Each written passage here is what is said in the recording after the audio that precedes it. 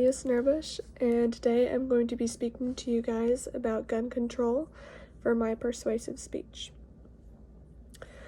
As Andrew Jackson once said, I prefer dangerous freedom over peaceful slavery.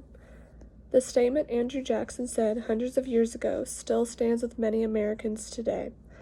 The right to bear arms is our Second Amendment right, and it has been in place for centuries. However, some people in our country are not sure that the current gun rights should be in place or to even have the Second Amendment anymore.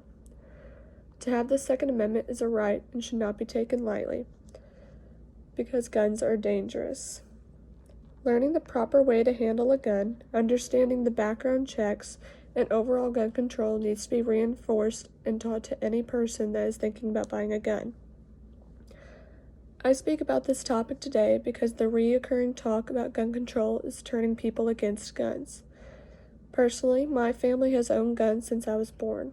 My father has a wide collection of his own at our home, as well as being a local gunsmith at a shop in Cape. He was a soldier in Iraq and served for 35 years specializing in infantry. If you don't know what infantry is, that is dealing with guns and weapons that they take from bad guys.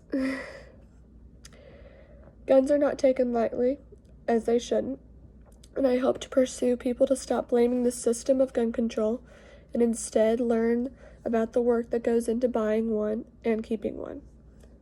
Gun ownership qualifications is a topic that I have found that most people are not familiar with. There are many steps to go into before you can just buy a gun. It's not like buying a car or just a toy. The Gun Control Act of 1968 regulates firearms at the federal level. It requires citizens and legal residents to be at least 18 years of age to purchase shotguns or rifles and ammunition. This does not apply to handguns or pistols. Handguns can be sold to people 21 and older due to a certain gun being a conceal and carry. However, you can buy a rifle or a ammunition when you're 18. Growing up in a gun-oriented family, I spent my days in a gun shop watching my dad help customers fill out paperwork. This isn't a short process. It takes them about 30 minutes to an hour after they sign everything, and then it gets checked and sent in by the government. He explained to me at a young age that at a gun-oriented store, they keep track of how many firearms a person buys. So say somebody buys 10 guns from one places, they know that. It's just their way of keeping track to see how much you own and why. Not only does age block people from owning a gun, but there are many other disqualifications. If a person who has been convicted from owning a gun, I messed up on that. If a person who has been convicted of certain crimes or becomes subject to certain court orders which relate to domestic violence or serious mental condition, they cannot own a firearm. That's just their way to protect people, because those two crimes really do involve people.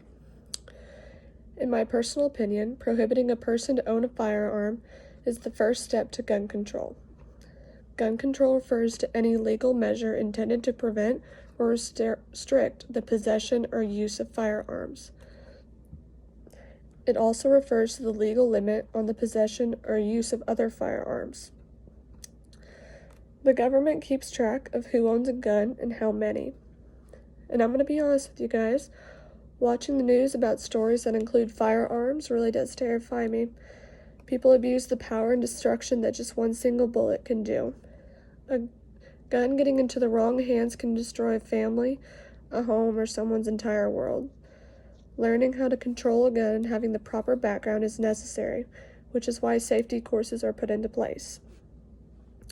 Many people do not know about the safety courses offered to gun owners or future owners. Local gun shops, I know from experience, have multiple references towards safety.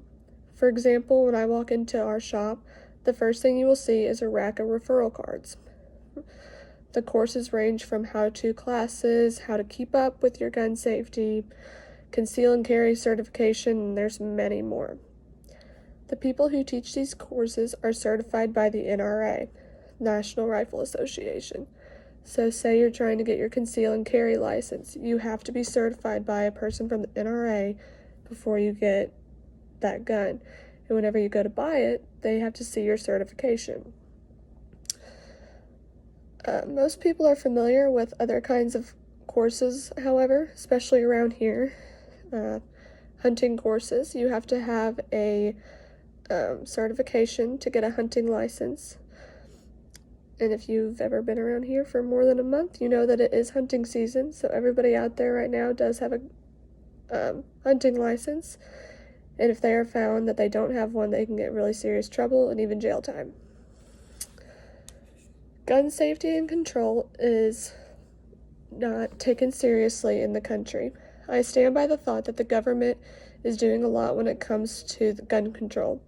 And sadly, in the world we live in now, I feel that the wrong people get a hold of firearms when they shouldn't. When doing background checks, mental stability is greatly watched. I pray that gun sellers can watch that more carefully so that firearms do not get put into the wrong hands. There's only so much paperwork that people can do.